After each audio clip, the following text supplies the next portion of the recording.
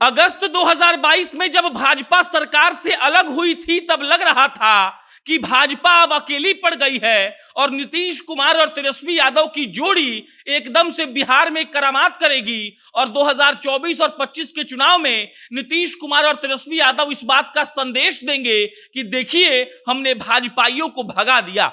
लेकिन हुजूर, ये भाजपा है, वो भाजपा जिसने 2 सीट से 243 सीट का सफर तय किया है, वो भाजपा जो 2 सीट से 300 सीट पार कर जाती है। और 7 महीने पहले जब महागठबंधन की सरकार बिहार में बनी थी और जो लोग इस बात का आरोप लगा रहे थे कि भाजपा अलग थलग पड़ गई है, आज वही लोग भाजपा के मास्टर प्लान के बारे में समझने का प्रयास कर रहे हैं। और बिहार ही नहीं, भारत के तमाम मीडिया हाउसेज में इस बात की चर्चा हो रही है कि आखिर भाजपा ने 7 महीने में पूरा गेम कैसे पलट दिया। अगस्त 2022 से कहानी की शुरुआत होती है। नीतीश कुमार पलटी मारते हैं, तेजस्वी यादव उप मुख्यमंत्री और नीतीश कुमार 7वीं बार बिहार के मुख्यमंत्री बनते हैं। और उसके बाद कहा जाता है कि बिहार की सारी पार्टियां एक तरफ हो गई हैं और भाजपा देखिए अकेले जूझ रही है। और 24 और 25 के चुनाव में भाजपा को ऐसी पटकनी मिलेगी कि वो जिंदगी भर याद रखेगी।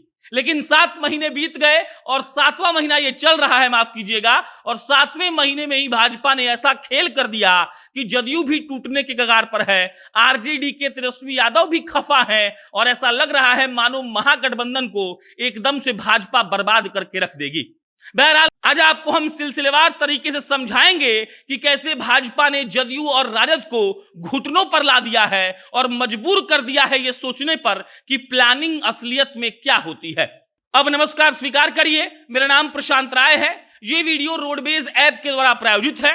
रोडवेज बिहार की एक ऐसी टैक्सी की कंपनी है जो आपको आधे किराए में पूरा बिहार घुमाती है। आपको पटना एयरपोर्ट से बिहार के किसी भी गांव में जाना हो या बिहार के किसी भी गांव से पटना आना हो, आपको कुछ नहीं करना है, प्ले स्टोर पर जाना है, रोडवेज का ऐप डाउनलोड करना है, राइड को शेड्यूल करना है और आप आधे किराए में पूरा बिहार घूम लेंगे। अब शुरू करते हैं पहले आरसीपी सिंह से। जदयू से आरसीपी सिंह अलग होते हैं। वो आरसीपी सिंह जिसके नीतीश कुमार के साथ दोस्ती के चर्चे होते थे, वो आरसीपी सिंह जिसको नीतीश कुमार ने 2 बार राज्यसभा भेजा और जब आरसीपी सिंह केंद्र में मंत्री बन गए, भाजपा से उनकी दोस्ती बढ़ने लगी, तब नीतीश कुमार से उनकी नाराजगी होती है। वो लोग आपस में बातचीत करना बंद करते हैं और दोस्ती ऐसी टूटी कि पूरा भारत जान गया।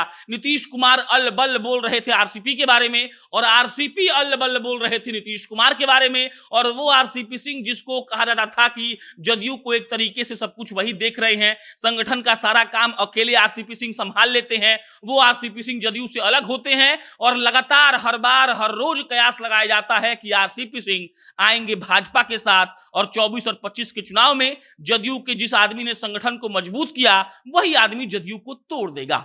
ये पहले थे। अब दूसरे आदमी उपेंद्र कुशवाहा। हाल में उपेंद्र कुशवाहा भागे हैं। उपेंद्र कुशवाहा ने अपनी नई पार्टी बनाई है और उपेंद्र कुशवाहा के बारे में ये जान लीजिए कि उपेंद्र कुशवाहा नेता प्रतिपक्ष रह चुके हैं बिहार विधानसभा में, मंत्री रह चुके हैं केंद्र सरकार में और इसके बाद एमएलसी भी थे। कुशवाहा वोट बैंक आपको पता है 10-11% के आसपास है और अगर उपेंद्र कुशवाहा 5, 6, 7, 8% भी वोट काट लेते हैं, भाजपा के साथ चले जाते हैं, तब 24-25 में नीतीश कुमार और तेजस्वी यादव का क्या होगा जी आप स्वयं सोच लीजिए। आगे बढ़ते हैं, आगे आइए, नाम सुनेंगे आप चिराग पासवान। वो आदमी जिसने 2020 में नीतीश कुमार की पार्टी को तीसरे नंबर पर धकेल दिया था, नीतीश कुमार के खिलाफ कैंडिडेट खड़ा किया था, नीतीश कुमार घुटनों पर गिर गए थे और वो आदमी अभी भी भाजपा के साथ है।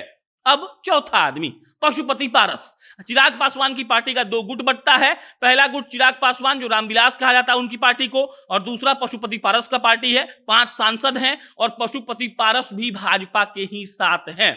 अगला प्रशांत किशोर, वो आदमी जो जन स्वराज यात्रा के तहत पूरे बिहार में भ्रमण कर रहा है और उनकी लड़ाई नीतीश कुमार और लालू प्रसाद यादव से ही है। क्योंकि देखिए, सत्ता के केंद्र में बिहार में अगर बात की जाए तो पिछले 30-32 सालों से लालू यादव और नीतीश कुमार ही है और प्रशांत किशोर जो कैंपेनिंग कर रहे हैं उससे सीधा असर, सीधा नुकसान, सीधा जो दिक्कतें हैं वो नीतीश कुमार और तेजस्वी यादव को ही आने वाली हैं।